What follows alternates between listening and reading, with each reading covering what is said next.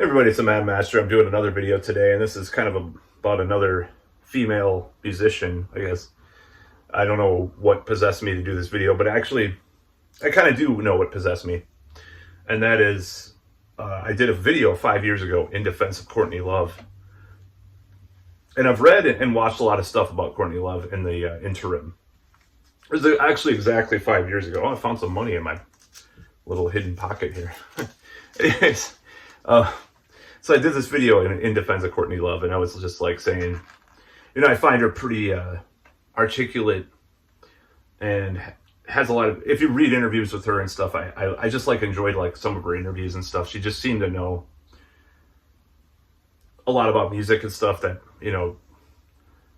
well, I read a lot of these Generation X musicians, and they do know some stuff, but she just has all this weird minutia that I don't know, maybe it's a sexist thing or something, but I just didn't expect an artist like her to know about, and she just knew a lot of stuff. It was just really fascinating stuff, and I just kind of fascinated by her persona and her character for various reasons, and her nutty predilections or eccentricities or whatever. I was kind of fascinated, and I do like the first whole album pretty on the inside. I did like it. I heard it on a college radio station back when, well, it was a little bit after it came out. It was before I think her and Kurt hooked up, because I was 1 year old and I heard it. Yeah, right.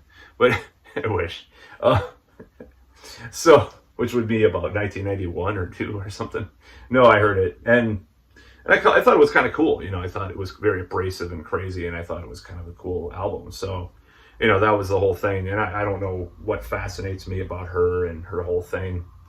A lot of stuff, I probably already covered in that other video.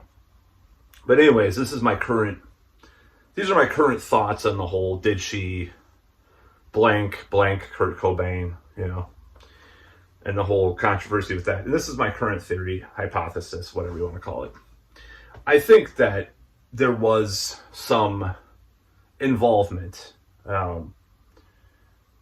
but there's a third option. There's a option C, and I think that involves some type of cover up of what really happened. And I don't think it was I don't think it was necessarily, this is just a hypothesis.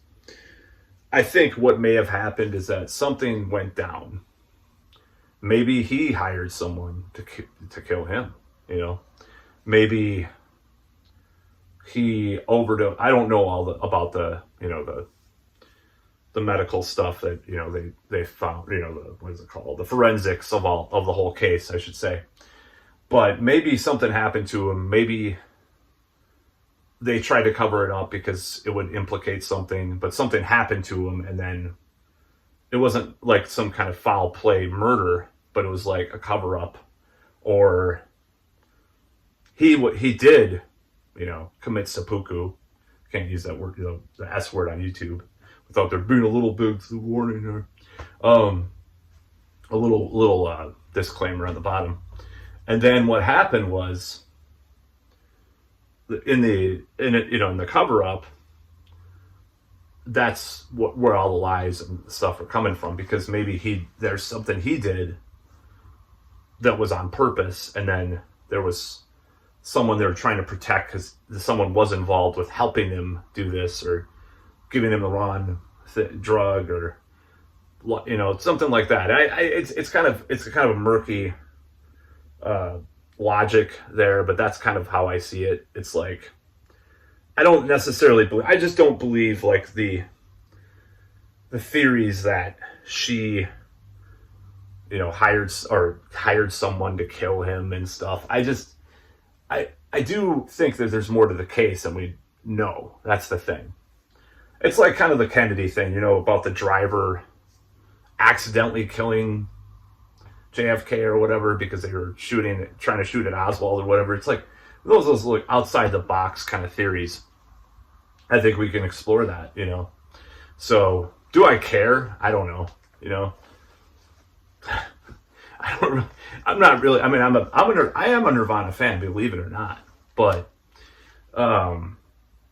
at this point, do I really care about what happened? I don't know. I mean, I think there should be justice, obviously, either way, but do I care that much? Does it keep me up at night? No. But I've listened to some podcasts in the interim that made sense, like this Morbid podcast, which is these two women out of Massachusetts, which I've been listening to about for 5 years, ironically enough. I think it was months after I did that video that I started listening to them, and they did some analysis of the case, and they were convinced that, you know, Courtney was guilty of something.